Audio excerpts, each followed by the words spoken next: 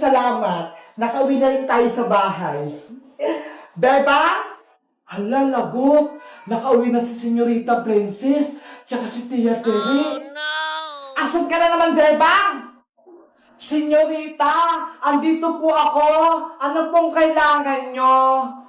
Bakit ang tagal mong sumagot?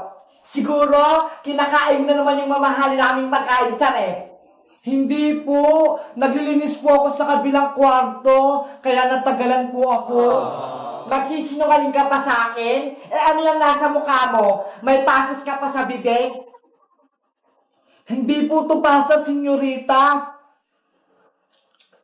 Ipot po to ng butiki. Patkin nga, baka nagsisinungaling ka lang sa akin. Ew! Ipot nga ng butiki! Kadiri! Ayaw niyo po kasing maniwala sa akin eh. Mami, oh! Tignan mo si Bebang, oh! Tinatawanan ako! Hoy, Bebang! Ikaw bata ka, wala kang karapatan na pagtawanan to nag-isa kong prinsesang si Princess, ha? Patawad po, Tia Tere. Ano? Tinawag mo akong Tia? Hindi mo ako tiyahin, no? Kaya wag mo akong matiya-tiya. Ako lang naman ang donya sa pamamahay na to. Kaya tawagin mo ako ng Donya Tere. Hindi na po mauulit, Donya Tere. O siya, nakapagsahin ka na ba? Hindi pa po eh. Ang tamad-tamad mo talaga, Bebang, no? Anong gusto mo? Ako pa magsasaing? Hindi po, Senyorita Princess. Nawala na po talaga sa isip ko. Ang dami ko po kasing ginagawa dito sa may palasyo eh. Mami, si Bebang, sumasagot pa, nagrereklamo, ayaw atang magsaing. Hoy, Bebang, huwag kang umustang senyorita dito. Dahil ikaw ang katulong. Kaya ikaw ang gagawa ng mga gawaing bahay. Totoo naman po yung sinasabi ko eh. Ang dami ko pong ginawa dito sa may palasyo. Naglaba pa ako, naglinis, nagugas ng pinggan, nagwalis, nagdilig.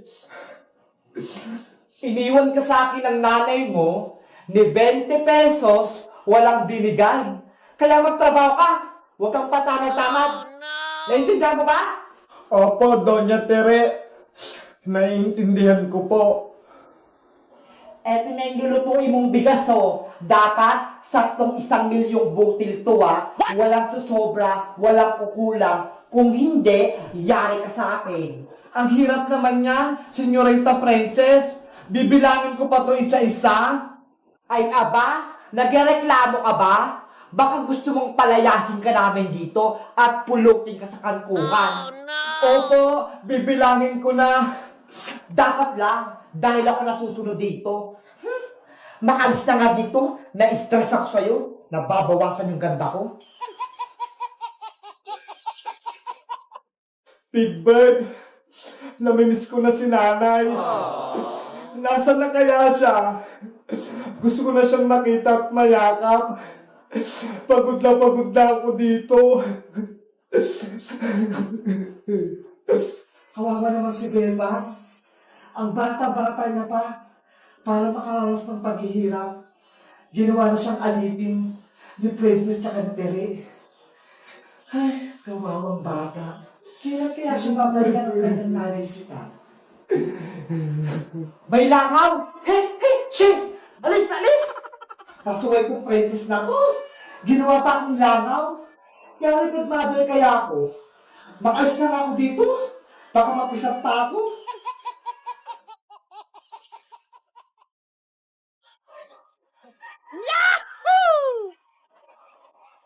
Ano kayang ginagawa ni Bebang at Iska? Hindi nila ako nakikita dito sa taas. Sana, mahukay na natin yung kayamanan ni Iska. Oo nga, Bebang eh. Kanina pa tayo naghuhukay, pero hindi pa rin natin makita yung treasure dito. Maghukay pa tayo ng malalim. Malay mo, may makuha tayong ginto dito.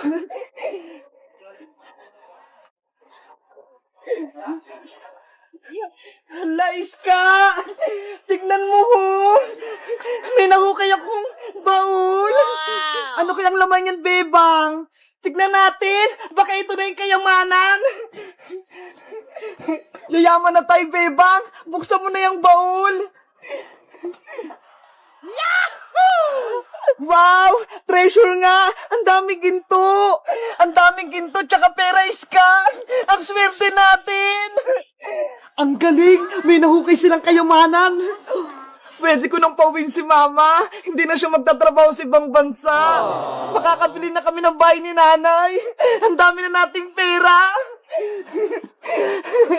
Pepa! Iska! Ang ginagawa niyo dyan? Princess, halika rito. May papakita kami sa'yo. Ano naman yun? May pagkain ba? Tignan mo to. May nahukay kami kayamanan sa ilalim ng lupa. Totoo. Patingin ako. Ito. Wow! Nakasilaw naman! Ang daming ginto! Huwag kang maingay para hindi marinig ng ibang tao.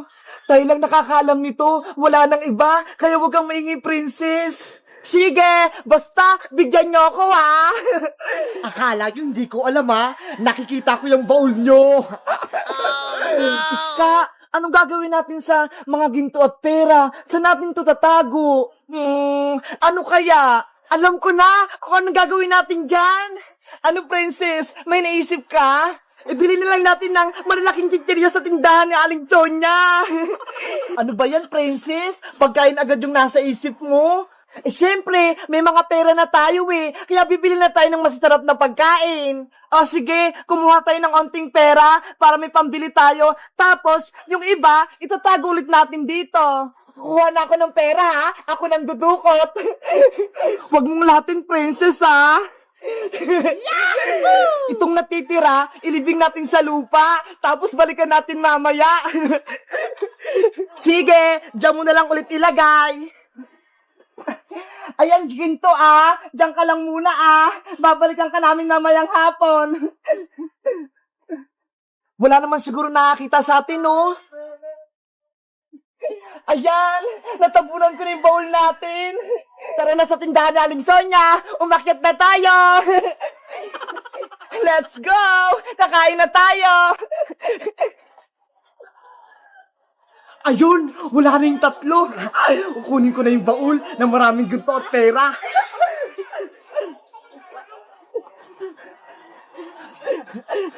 Dito nila binaon yung baul.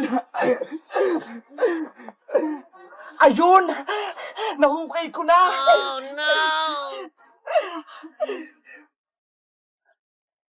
Wow! Ang daming ginto at kayamanan! Meanwhile, Princess, Iska, saglit lang babalik ako sa may hukay. Bakit, Bebang? Andito na tayo sa tindahan Nakalimutan ko si Big Bird sige, Bebang, balikan mo na si Big Bird, baka mawala siya. Okay, saglit lang ako. Yahoo! Mayaman na ako! Ang dami kong ginto! Uy, Boyong Butike! Amin yan Naku! Nakita na ako nila, Bebang! Takbo! Oh, no! Iska, Princess! Si Boyong! Kinuha yung baul natin! Ano? Si Boyong kinuha yung baul natin? Habulin natin siya! Bawiin natin yung kayamanan! Tara! Hindi pwedeng kunin niya yung kayamanan natin! Hindi niyo ako mahabol! Boyong Butike! Bumalik ka rito! Guys, si Boyong Butike, kinuha yung baul namin. Maraming pera at ginto yun Kayo guys, nasubukan niyo na ba mag-treasure hunting? Yung naghukay ng kayamanan? Mag-comment lang kayo para sa part 2. Bye-bye! Hahabulin muna namin si Boyong! Mabuti na lang, may nitago akong ginto. Ito, 3. Nay! Akin na po yung baon ko! Papasok na po ako sa school! Eto, Princess. 20 pesos yung baon mo. Ano po? 20 pesos lang po, Nay! Ay aba, nagrereklamo ka na, princess? Kulang po to, Nay. Hindi po to kasya. Dapat 100 pesos po yung binigay niyo sa aking baon. Ano ba kasing gagawin mo sa pera? Ang dami naman, 100. Eh kasi po, may bibilin po akong project sa school eh. Tsaka, malapit na po exam namin. Kailangan ko kumain ng maraming chocolate para tumalino ako. Ay, ang bait naman ng anak ko. Nag-aaral ng mabuti. O siya, eto 100 oh, baon mo. Yay! May 100 pesos na akong baon! Basta, pagbutihan mo yung pag-aaral mo, princess. Opo, Nay. O siya, pumasok ka na at mukhang uulan na. Sige po, Nay. Alis na po ako. Tatawagin ko lang si Bebang. Bebang, Bebang! Tara na sa school! Tanghali na! Hala! Wala na ata si Bebang! Nauna na! Alis na nga lang ako! May baon ako, 120! Binigay ni nanay! Princess! Bumalik ka na sa inyo! Wala tayong pasok! Ano? Wala daw pasok? Bakit daw? Suspended yung klase natin kasi may pumarating daw na bagyo. Tignan mo nga oh! Ang sama-sama ng panahon! Ganun ba? Sayang naman tong baon kong 120. Hindi ko magagamit. Ate, balik mo na lang yung pera mo kay Aling Tere para may baon ka bukas. Nge! Sayang naman tong baon ko. Bigay to sa akin ni nanay eh. Hindi ko na tayo sasauli. Ikaw bahala. Basta ako, ibabalik ko tong 20 pesos kay nanay. Ang konti naman ang baon mo, Bebang. 20 pesos lang. Tara, bago tayo umuwi, bibili muna tayo sa tindahan ni Aling Sonia. Baka pagalitan ka ng nanay mo. Hindi yan. Ako bahala. Okay, ilibre mo ako, princess, ha? Sige ba? Tara na sa tindahan. Ayos, nililibre ako ni princess. Aling Sonia, pabili nga po ako ng maraming chichirya. Lahat ng 120, ubusin po namin to ni Bebang. Okay. Later. Thank you, princess, ha? Sa bigay mong merienda, mabubusog ako nito. Kain ka lang na kain, Bebang. Lahat yan, libre ko.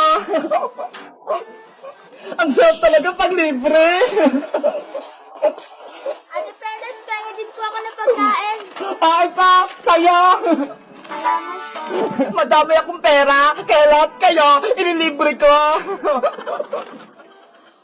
Wala palang pasok sa school, pero hindi binalik ni Princess yung baon niya. Malalag talaga to sa akin. Oh, no! Princess! Sa Aling Tiri! Magparating!